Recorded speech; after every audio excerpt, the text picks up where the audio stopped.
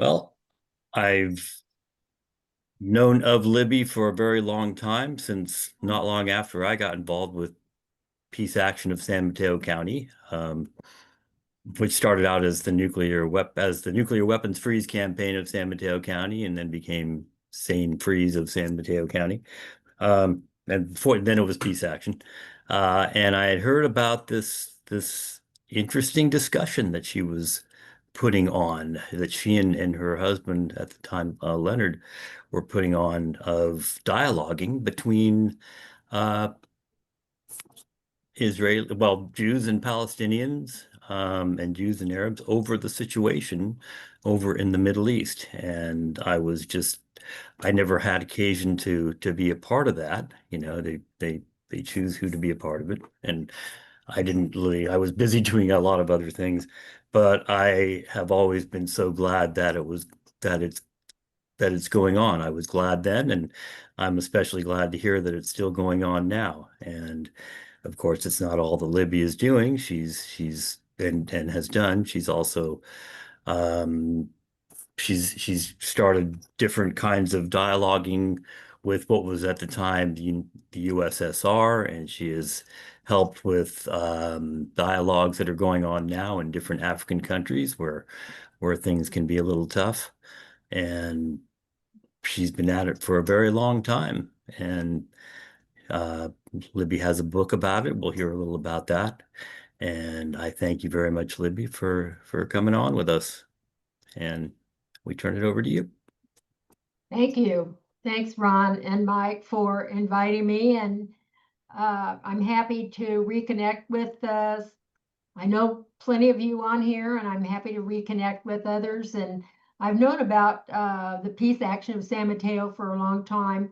And I think we've all just kind of supported each other and worked together. So making these new reconnections is always a nice thing.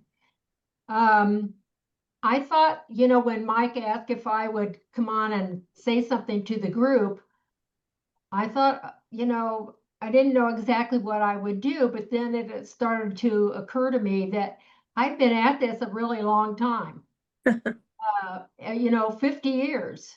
And so I said, oh, okay, maybe this will be an opportunity for me to sort of pull some of my experiences together and think about 50 years of engaging in peace action. And then, as luck would have it, because I am so technically challenged, I found totally by chance at random a whole kind of a slideshow on my computer that Len had made, my husband. And I found this, and then I went back and forth trying to find it, and then it would disappear, and then I'd go crazy on my computer, and then it would pop up again. And so I thought, okay, this is a message. I have to learn how to do this better. And so I've taken on, this will be my first time ever of sharing my screen. Oh, So embarrassing. I've been Zooming since the day it came out, and this is my first sharing screen, but not quite yet. So I'm going to begin by saying a few words about my background, my history. And the reason I'm going to do that is because an individual story, is really important. And that's what all of our dialogue activity has been based on, sharing personal narratives. And when we first started, we didn't know the quote, but now an enemy is one whose story you have not heard. And that's something that when we started, I didn't know that as a quote, but I registered it as a reality. By profession, I'm a social worker, so I was trained to be a listener and to hear stories. But it's also important to know a person's background, because it's how we're raised, what we are taught growing up, that really shapes our worldview. And so I think it's important for me to tell you a little bit about how I was brought up and a little bit about my parents, because their view of the world, their world paradigm certainly had a strong effect on me. and my worldview as I was growing up. So both of my parents were born in 1904. So you can see that they were early in the early 1900s. And so they lived at a time when the world was quite different than right now, what we are experiencing. My father was born and raised in Virginia, and when he went to William and Mary College in the 20s. And back then in Virginia, you would probably remember that Virginia was a very segregated state.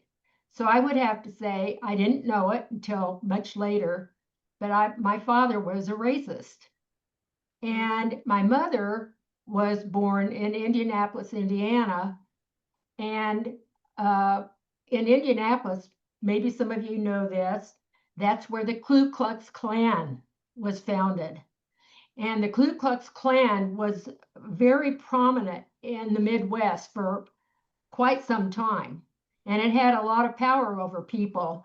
And not everybody wore the white robe and the hat and burned crosses, but they believed in the philosophy of the Klan. And there was a lot of incredible racism and prejudice. My mother's family lived right next door to Tabernacle Presbyterian Church. And my grandmother, my mother's mother, my maternal grandmother, was very staunch Presbyterian, and she forbade any of her 5 children from ever dating a Catholic. And so even a person of color or from another race was not even on her radar. So you can see that this is the environment in which I was raised. I had 2 parents who were very loving. They had a successful marriage for 67 years. They lived through the Depression. They knew how to have a good time on very little money. And I had a good life, but I didn't realize how limited my worldview was. And on top of that, I went to college in Virginia to a Presbyterian women's college, and I went to graduate school at the University of North Carolina at Chapel Hill. So again, not only did I wear the Midwestern hat and all the prejudice, but I went to school in the South. So that was my worldview. And I was very unconscious to being a racist and to being very prejudiced without realizing how it manipulated me or what I thought. So my parents also were very concerned because in grade school, I had a lot of Jewish friends. So their fear was that I was going to end up marrying a Jew, which would not have been cool either for them. But guess what?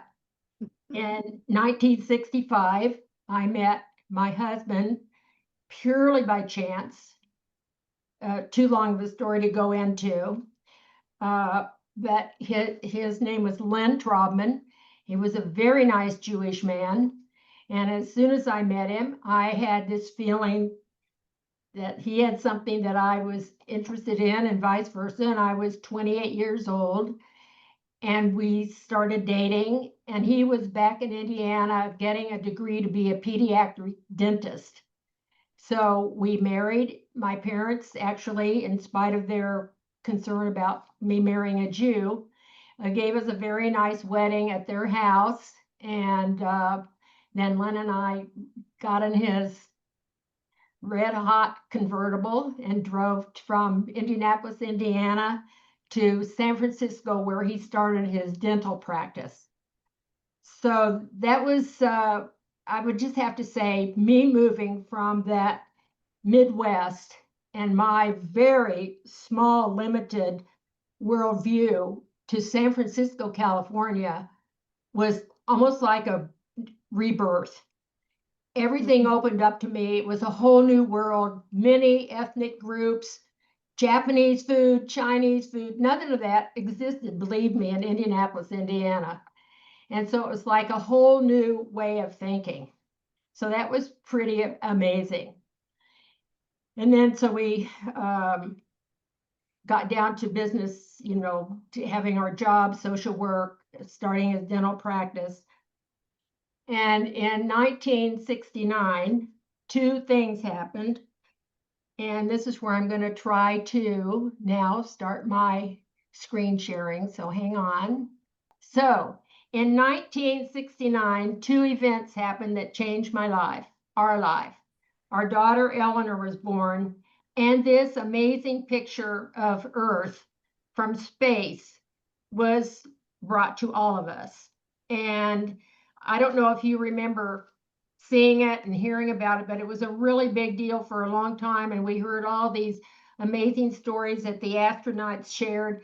And they talked about looking down at Earth and they said, oh, there are no frames, there are no boundaries. All of life is interrelated, interconnected, interdependent. It's so beautiful. We all live on this amazing, beautiful planet.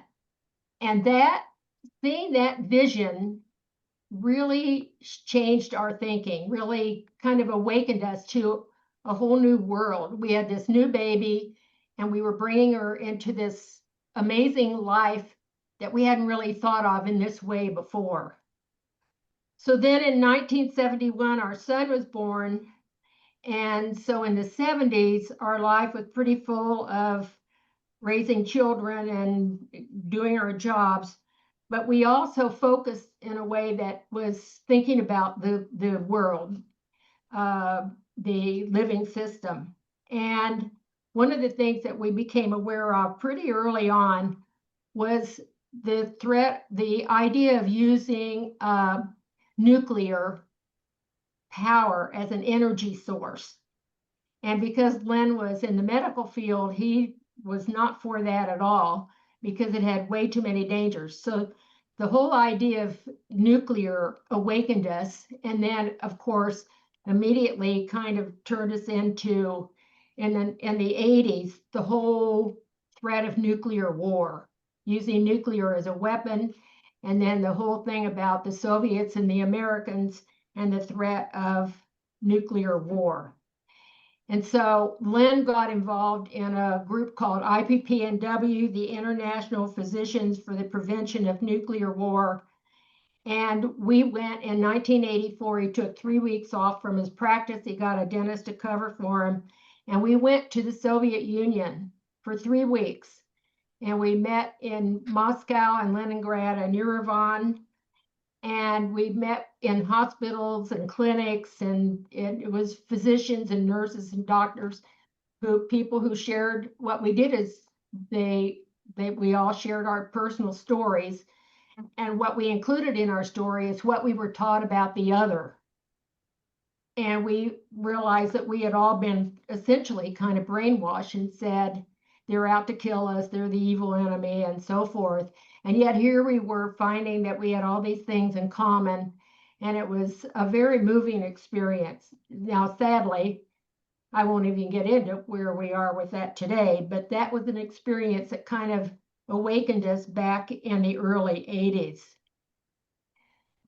And as a result of that experience, a group of Americans and Soviet physicians and doctors wrote this book together called Breakthrough, Emerging New Thinking. It was published in both English and Russian, and it was sent all throughout the Soviet Union and the United States at the same time.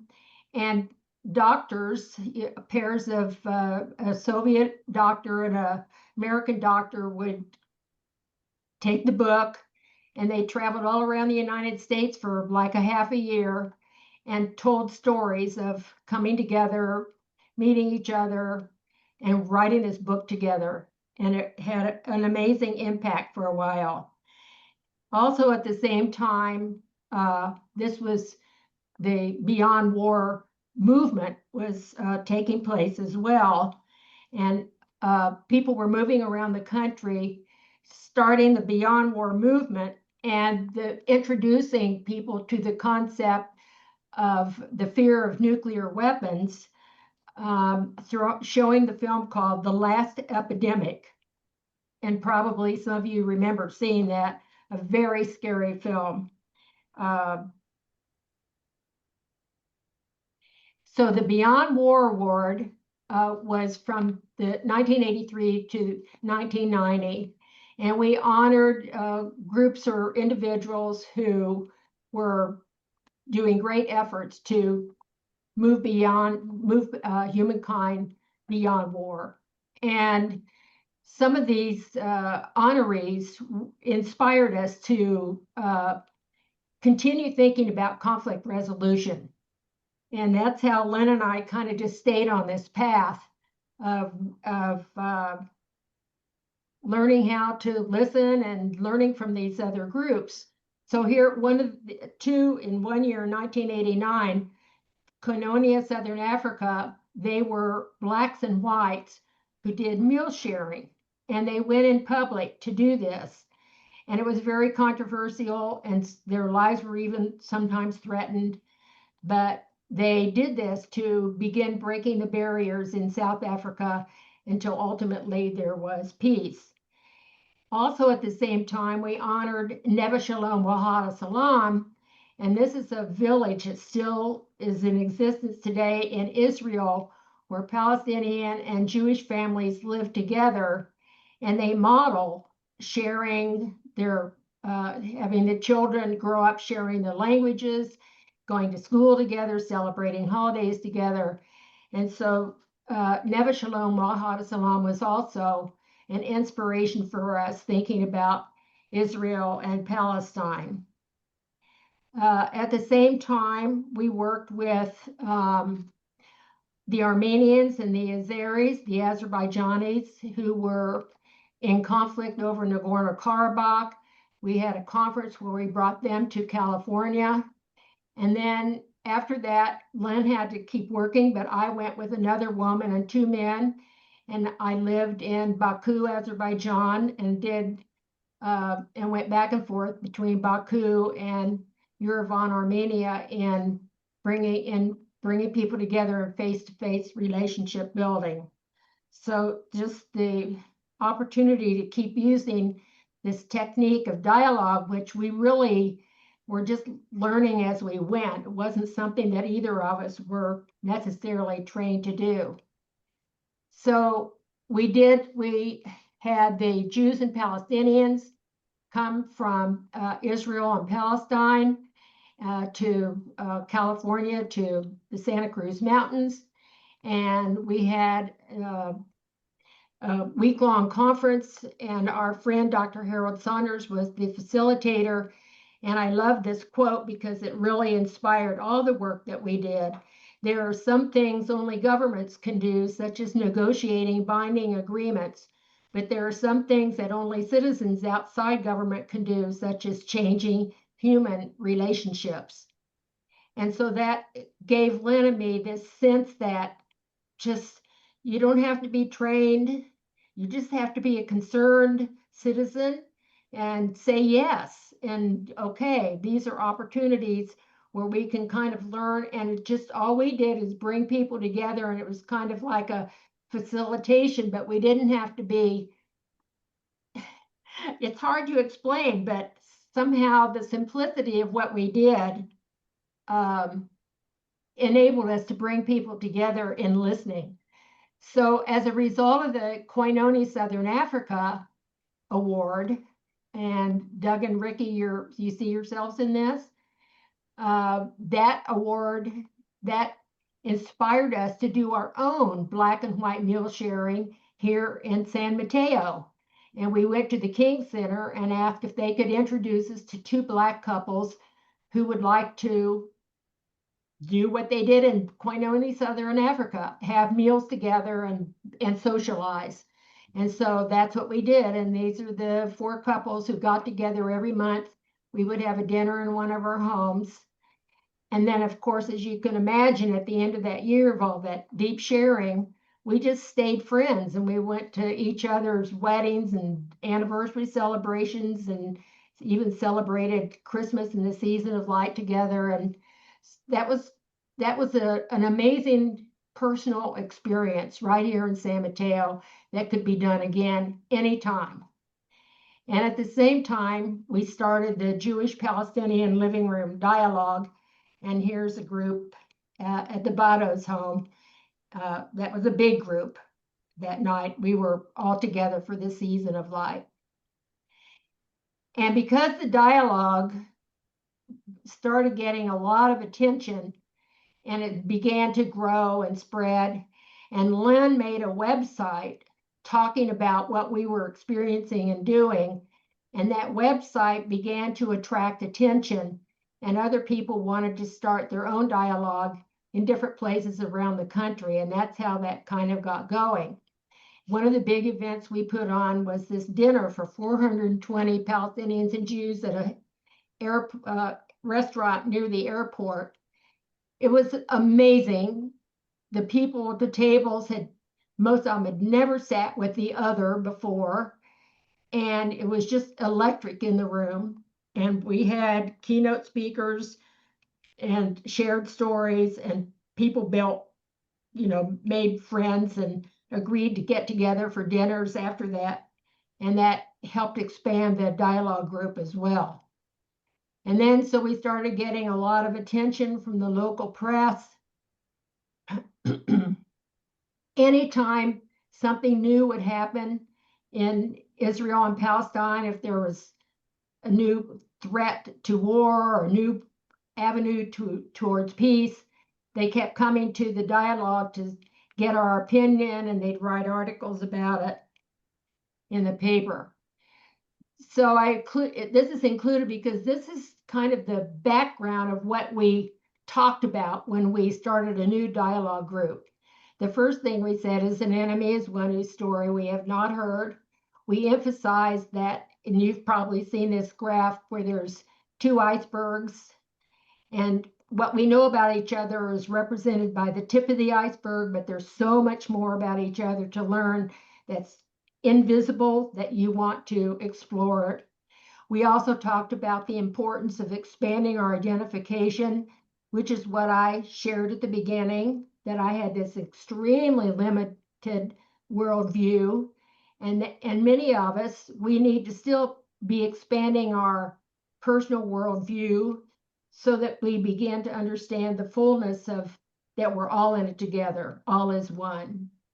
And we talk about how change happens. There's you and me, we connect, communicate, cooperate, create, and that is what builds community. Here in San Mateo, a couple of years ago, Lynn and I had a thing at the King Center called Crossing Lines in San Mateo, and more than 100 people came, and that's exactly what we did. We shared personal stories and talked about San Mateo and building the beloved community. And just to say the difference in dialogue is all about listening to learn. It's not about preparing to react and reacting. It's totally different. And that's what makes it powerful. So here's more the television coming into the living room, telling stories. Then we had, for 5 summers, 2003 to 2007, a Jewish Palestinian peacemakers camp. People came from the Middle East, had never been together before. They slept together in cabins, shared meals. It was amazing. And a film was made about that. And that was kind of what got picked up by people in Africa, but I'll say that. But during this time of lots of dialogue going on, we were invited to many high schools and college campuses where we gave the students an experience in sharing their stories. And we made documentary films about our activities. Here's the university students. We always see the Earth flag in the middle of the floor. Every place we went, the context was the Earth, that we're all in it together. And that was always our symbol. We worked with the Muslim youth, sharing their stories.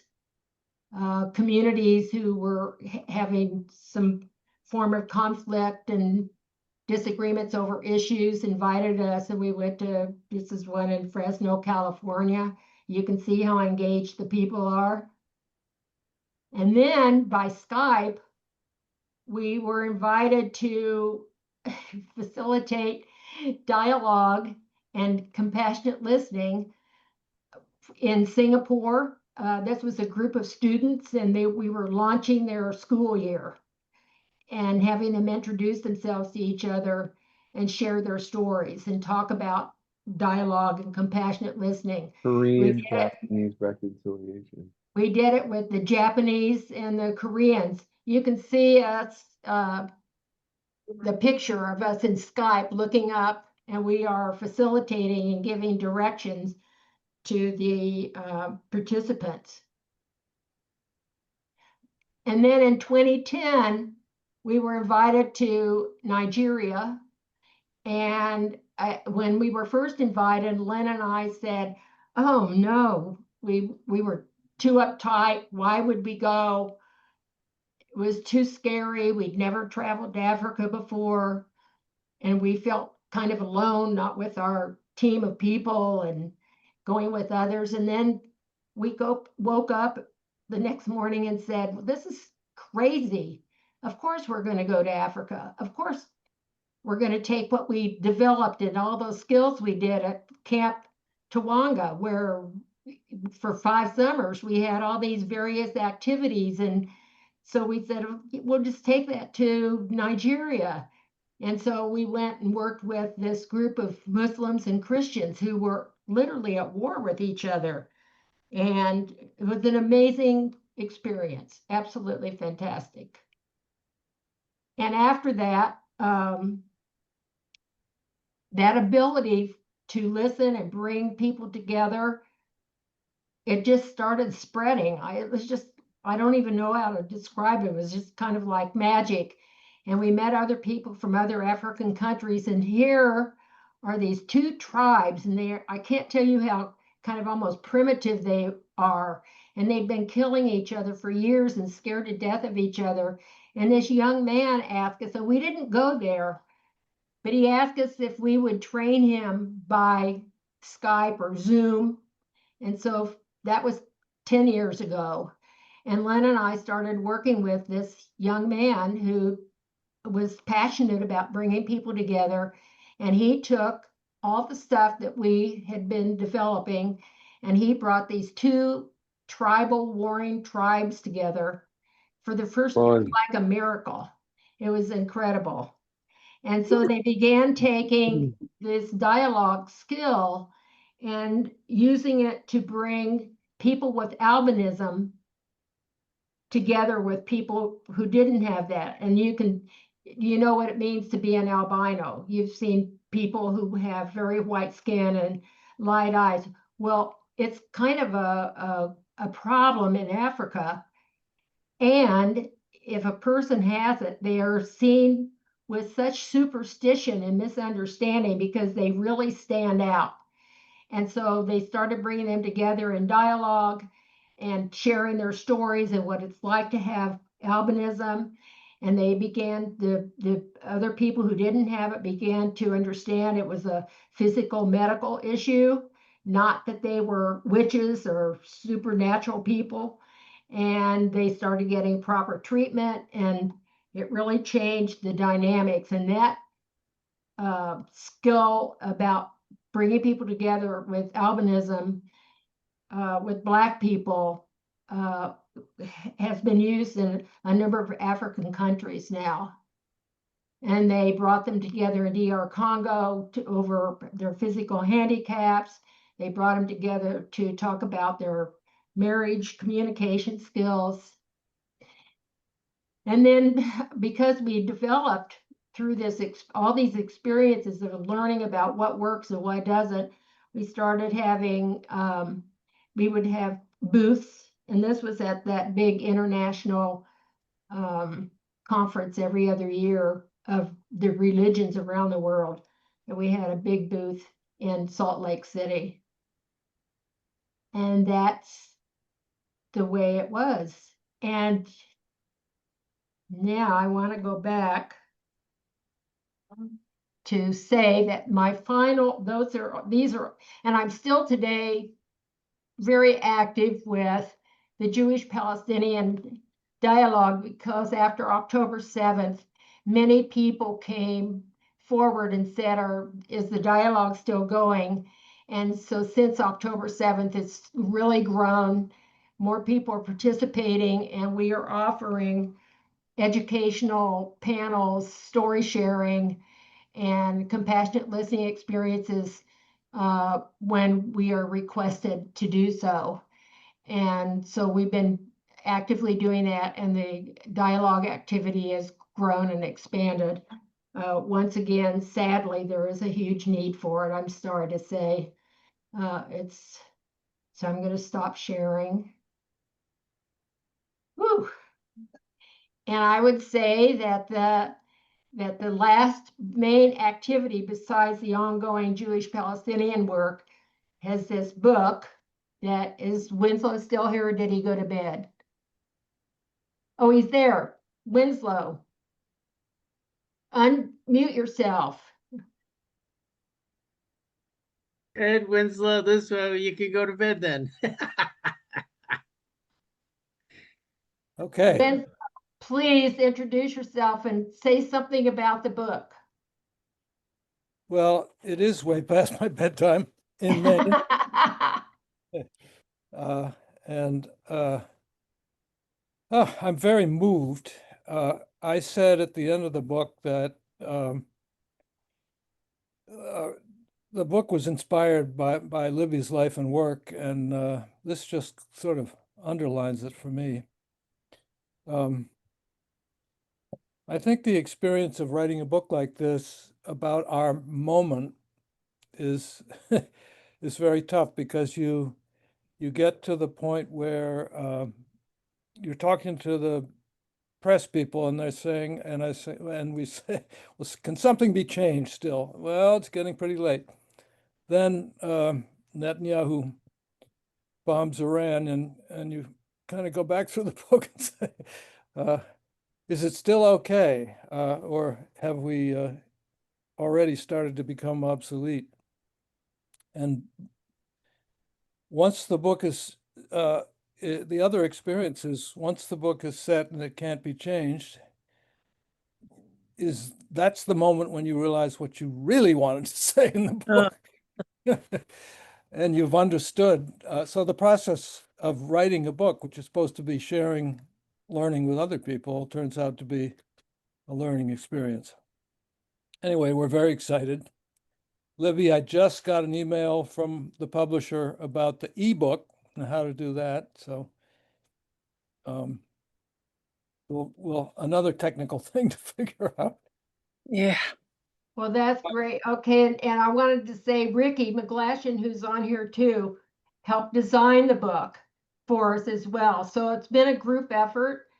And I would just say that the reason I think that the San Mateo Peace Action Group would be interested in it is because it really builds the case on why all war is obsolete. And it's an illusion to think that the more weapons we have, the safer we are.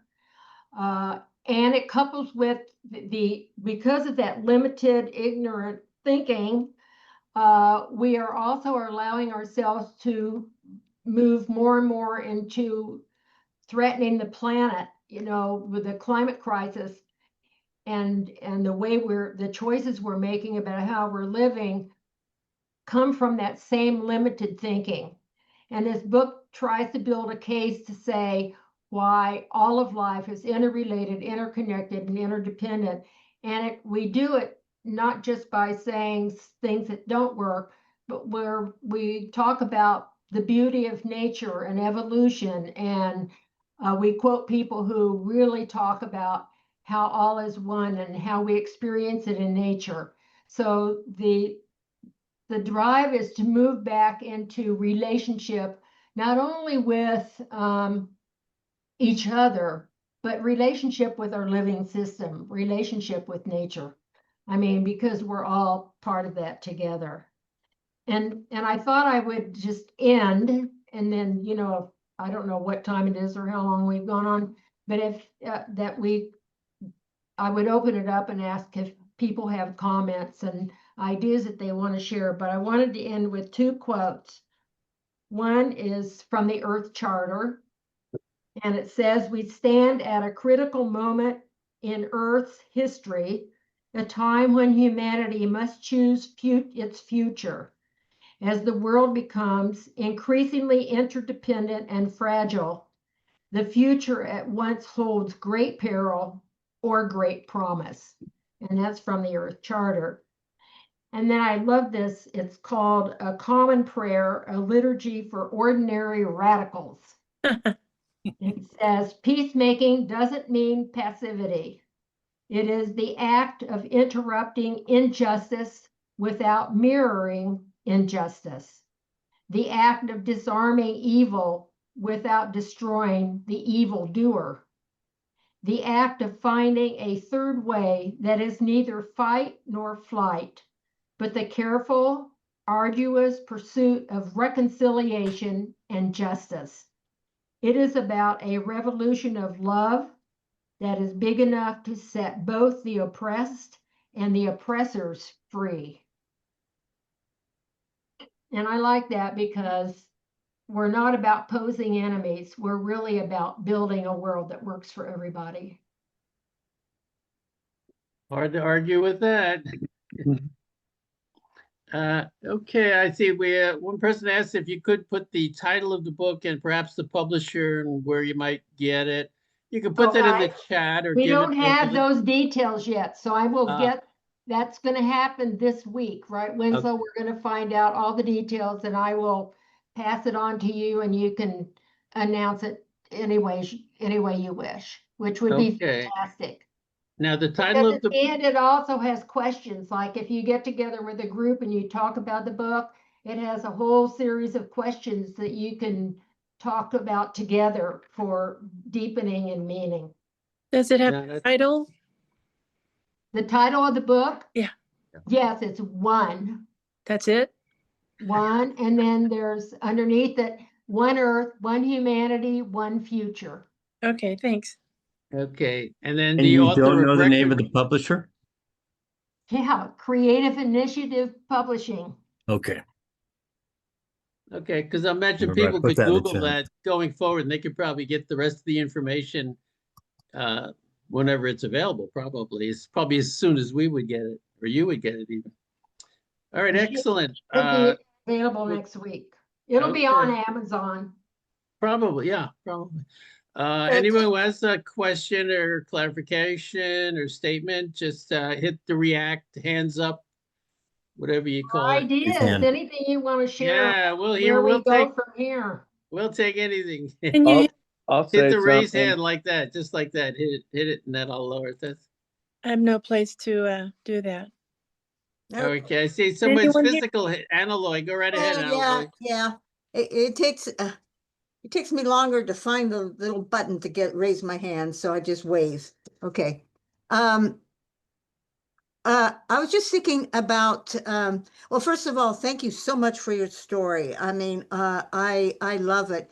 And so one question that I have is, are you, you've written this book, and is it kind of your story, or is it a larger, because I'm in a life stories class where we're doing exactly when you started out and you described your background, where you came from, and the points where that influenced you. I was resonating with a lot of that because some of the major changes in my life also got some of the same time frames that yours does. So I was just wondering if you have whether your stories are in this book, or is it kind of a larger description of the movement that you're involved with? Yeah, no, it's not our stories at all. It's the big picture. It is more about how we depend on war to resolve conflict, and how nuclear weapons are obsolete and deterrence is an illusion. And it's also about looking at how we need to be treating the planet, and we're heating up the planet, we're abusing the planet, we're overusing the planet, And so we're talking about a way of thinking that has to respond to these two very serious life-threatening events that are going on at the same time, and they are being caused by the fact that we don't understand our connection, our interdependence on each other and on the living system. So we try to build a case and inspire people to think new, think in new ways of responding, as many of you probably have, you know, with electrifying your house and so forth. And I see hands up. Yeah. You happy with your answer? You have another question, Annaloi? I do briefly. I was just thinking about the gentleman who has the bookstore in San Mateo. Reach and Teach, is that what it Yeah. is? That's That's Yeah. San Carlos, San It Carlos. says San Carlos, but I was just thinking that might be another place to place the book if Oh, you yeah. can. It seems like it'd be right up their alley, and then that way people wouldn't have to go through Amazon. You could boycott Amazon. Yeah, I know them well, and I will certainly be talking to them about the book. Okay. Excellent. Hi, Mom. Oh, how nice. Okay, let's go to Mr. David? or Ms. Crab. Yeah, hi, Libby. I wanted, if you had thinking about how to distribute this beyond the USA in terms of all your international relationships. I will certainly tell it to the people that I work with in the different African countries, because most of them speak English.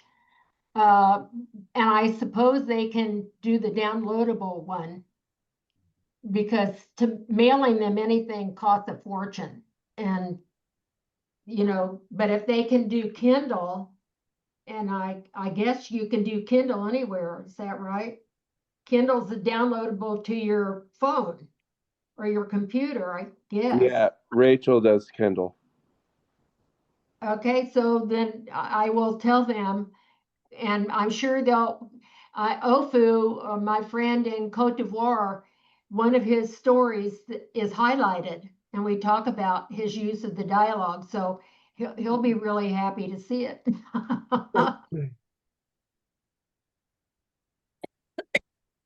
Who else has a question or ideas or comment?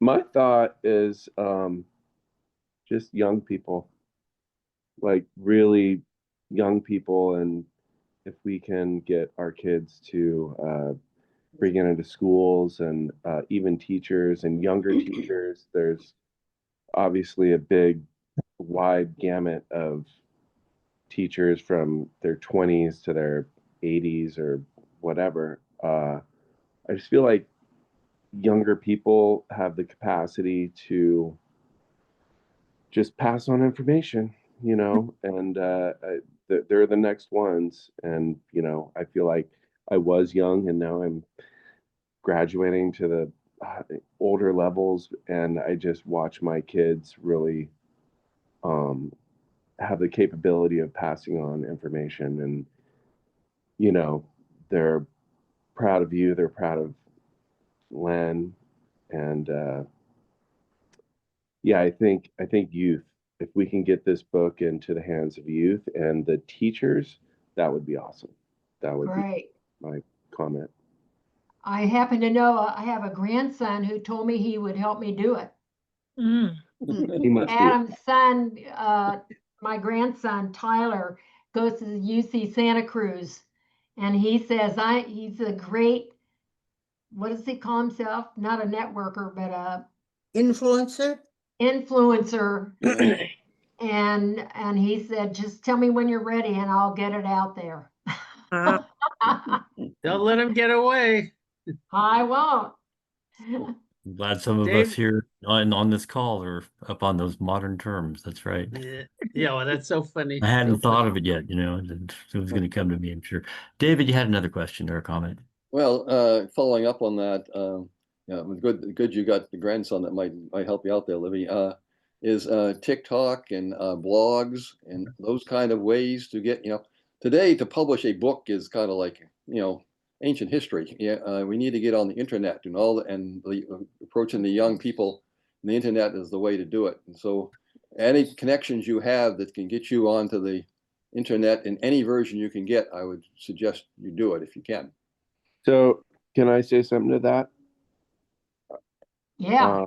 Okay, so I don't need to say what I do, but with my job, I've been doing it for 25 years, and I do so many different things that people don't know what my day job is. And it's because I've never used social media, like David just said. And I've been digging my heels in and no, I'm not going to do it. And I'm old school and that's not my thing. But I finally realized what David just said is 100% true. As much as we want to think that we can just call our friends or do whatever, um, everything is running through social media. People are scrolling. So if that's what they're doing, rather than dig your heels in, maybe adapt and do that. And David's 100% right. And I finally did something on social media, which I had been procrastinating for years on, just being stubborn. And the day I did it, the next day I had something like 5,000 views. Oh my God. I definitely don't have 5,000 people following me. But what happens is people share, right, David? So you know how that works, and people share. And so it wasn't about me, it was about my friends and family. When they saw it, they have the ability to share, and that's how it works. It really is. And it's different than what we are used to, whether it's baby boomers or Gen X or whatever. Everything is different. And when I woke up the next day and there were 5,000 views, that's when I realized times have changed. So if we want to get the book out, if we want to get people to just open their eyes to whatever we're trying to say, we do have to be compatible to what's going on and what's relevant right now. So that's a good point. Good tip. Good tip. We'll make sure we make that happen. I don't know how to do it, but Me neither. I had a friend do get it. Tyler to do it. Yeah. Mike, you have your Also hand up. YouTube is another one to look at. But again, I don't know how to do it, but it's a biggie. You need kids and grandkids. Yeah. I would think Grandkids. one way of doing it might be to serialize it, like perhaps condense one particular conflict that you felt you made a difference on, and perhaps just discuss that one thing and keep it, if you can, to like 20 minutes or 15 minutes. Unfortunately, kids have a short attention span. That has not changed. Yeah. And Long time. yeah. And so, but yeah, it's a thought on the TikTok-y thing or whatever. Adam, TikTok thing. yeah, well, you know where I'm coming from. I mean, I think the book is a little bit more serious, though. I think it deserves, if anybody's going to pay attention to it, I would want it to be like discussed in a classroom where I don't think anybody's going to pick a book like this up and give 10 minutes to it. Somebody's going to read it who cares about the environment and how we resolve conflict. So, yeah, I'm looking for people who might use it as a study guide. Organizations who there are plenty of groups that are deeply concerned about our building nuclear weapons and spending billions of dollars of our money on military. And it's a whole new way of thinking now. Again, it's gotten very serious. When Winslow and we were involved in Beyond War, nuclear weapons were between the Soviets and the Americans. Now they're in at least 9 other countries, and many of them don't even have the same, tightness that we do. It's very hard to predict whose hands the button's going to be in, and at what point they just are going to say, screw the rest of the world and push the button. So we're living in an age where we have to really learn how to get along and listen and see how we're all in it together. So I'm looking more for some kind of serious conversation about this where people are going to be willing to change their way of thinking. Yeah, just to And build behaving.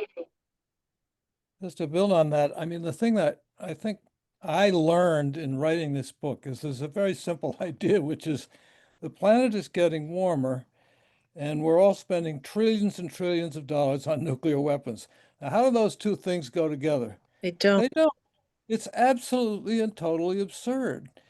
Anyway, to have nuclear weapons because they're not going to lead to real security. But add to that the fact that that the planet is warming, and just as an aside, it is the militaries of this world who are contributing more than anything else to that to the pollution that causes global warming. And all of a sudden, I mean, it may not be Putin, but Putin's son is going to be thinking, why am I even doing anything with Ukraine when my country's tundra is lighting on fire? I mean, I think that's the idea that might be quite powerful. Mhm. Definitely. Definitely. So, any other thoughts or questions? I don't know if you can see me or hear me. Can you? I can Yes, hear you oh, and we see you. can. How's that Uh-huh. sound? I just want to thank Libby so much for a great presentation. It was beautiful. Yeah. And it, like with Annaloy, it resonated with me certain time frames. I mean, oh, I was doing the similar thing at that time, you know. Mhm. It's just nice, and your stamina is wonderful. You just don't quit. You're great speaker. Thank I you. sort of think that kind of keeps you young, though. You definitely got a direction to go in, and like Winslow was saying, I mean, the two absolutely magnificent uh, examples of what not to do. You know, and they're contradicting one another. Like you don't want to warm the planet and keep churning through the resources, Right. and you also don't want to just waste money out the window for things that you dare not use. I mean, Right. that's better. What could be better than that one? You know. So it is absolutely stunning. We talk a lot. I've also participated in a group called Elders Action Network. And we talk a lot about the elders, as being responsible. You know, I was born in when was I born? 1940. 1940. Thank you. The I was 40s. born in 1940, so I'm pushing 85. And I feel like as much of what's going on in the world today was developed and happened when I was younger, like developing plastic, for instance. And plastic was the kind of thing that back when we were first married was this amazing stuff. It Mm. made our lives so much easier. And oh my God, you just take a piece of plastic and wrap something up and save it and throw it away. Well, now that plastic is killing us. It's Yeah. killing the planet. It's killing people. It's in our food. It's in our bodies. It's a nightmare. I feel responsible for speaking up and speaking out about that because it's something that I enjoyed, but I shouldn't be saying, okay, well, I did it, so you should too. I need to kind of take responsibility and apologize for making that happen, even though, you know, we were ignorant. But I think that's a warning. When we find something new that we think is a solution, we have to be thinking long-term effects. And we have to be thinking, what am I passing on to my children? What does it mean to be a good ancestor? And, you know, what kind of a livable world will there be for our grandchildren and great-grandchildren?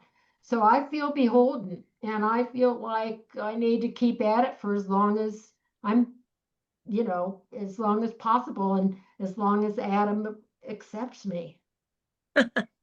I'm sure for a long time. Tell us, Libby, again, I'm not sure if you did the first time, when the book actually comes out. Somebody has that question in the chat.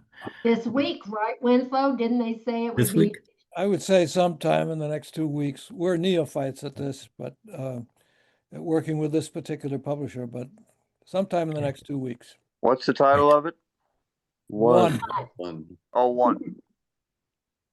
So all of us There should, may be more, there may be other books with one, so there's like a subtitle that says One Earth, One Humanity, One Future, Within the next 2 weeks, you said, right? at least, if not before. And the author of record would be yourself and Winslow? Yes, So you'd look for like Traubman and Winslow, what's your last name, Winslow? Myers. both of our Why- names are on the cover. Okay, but yeah, that might be easier for people to, if they just Google that together, they'll probably come up with the right answer, yeah. So, If you Google one, it's going to be a YouTube song. probably, and probably one you may not want to listen to. Ah, it's So I actually did really an good. internet search for Creative Initiative Publishing. I didn't find anything that was specifically that. That's Because because we're the only ones, we're new. it's Oh, us. you are Creative Initiative We Publishing. are it, Okay. we're the ones. What? Okay, so we will put this video, a recording of this on our website. And when we do, we hope we will have ordering information from you or any information you might have as to where to go and get the book. And I suspect Reach and Teach in San Carlos will be one of those places. Absolutely. They'd We love be open Reach to and something Teach like and that. we Right. know the guys, so. Well, Got fortunately, my I hand know up the for, people. I know. David. Oh, go ahead. David, I did you have something else? wanted to, what is the website that you're using? Is it the Jewish Palestinian Living Room Dialogue, or is it a different website we should be contacting? The website for the Jewish Palestinian dialogue? No, what's the website we should go to find out about the book? I would go to Amazon in another week or 10 days. It might be a good idea to just make a very inexpensive website just for the book. Yep. You can probably get one on, I mean, I'm not an expert, but I have a bunch of friends, or I can ask my kids. You could probably be $20 a month, to just have one thebook.com or whatever, just a unique name, because this is my dad talking, by the way. My dad would say, "What's the website?" My dad was always about, what's the website? Where do I go to find it? So if you don't have a website, in his eyes, like, I'm lost. So I would get a unique website, and I don't know, I might be able to help with that, or one of the kids, but just have a unique name where if somebody says, "Hey, what's the website? What's it about?" You could just have a landing page with the picture of the book, a couple of buzzwords, and then a link of where to buy it, whether it's direct or to Amazon. That would be a really good idea. That's very good Some of advice. us are hoping for alternatives to Amazon. Yeah, no, that's what I'm saying. If there's a those- direct way, I mean, that's OG grassroots right there. If you could just, with is that my mom in the garage boxing up books and shipping them? That's what my dad would do, but I don't think she will. Anyway, some way to just have a website with a unique hit where they could find it would be a good idea. Well, I think if you do that, the key words are really important. Yeah. Good And I'm not tips, you sure guys. what they Thank are. you. We I say, didn't expect all this wonderful advice, so appreciate it very much. And thank you so much for this invitation. And it's been a nice, small social group, a lot of friendliness, and it's been fun. And thank you. You got me into learning how to share my screen.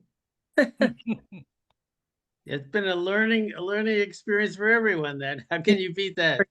On the gig training. All right, well, I want to thank everyone for their time and their participation.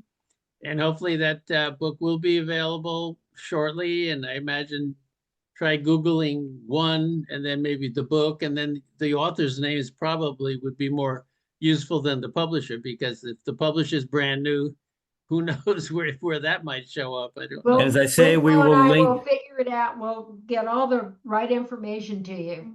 Okay. Right. We will link to it on our website too. Okay, Excellent. very good. Very good. I'll help. Okay, well, we'll hold you to that. We have witnesses now, Adam. You're nailed to the wall now. What I tell him is don't bite the hand that feeds you. Listen to that. A veiled threat there. If you No don't, dessert for you.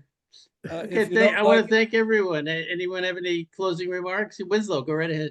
Just if you don't like Amazon, we certainly understand, and it'll be available from Barnes and Noble and all those other thrift books, all the other places. First, Yeah, That's very Very whatever. good. Excellent, excellent. Thanks, Libby. I can't find the heart button or I would press it.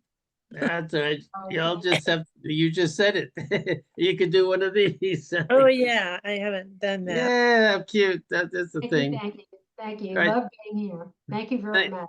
Thank you, Thanks, Libby and Libby. Winslow. Thank everyone for attending and it's been very, very nice. Thank Everybody. you for all your Tune in support. next time. Bye-bye now.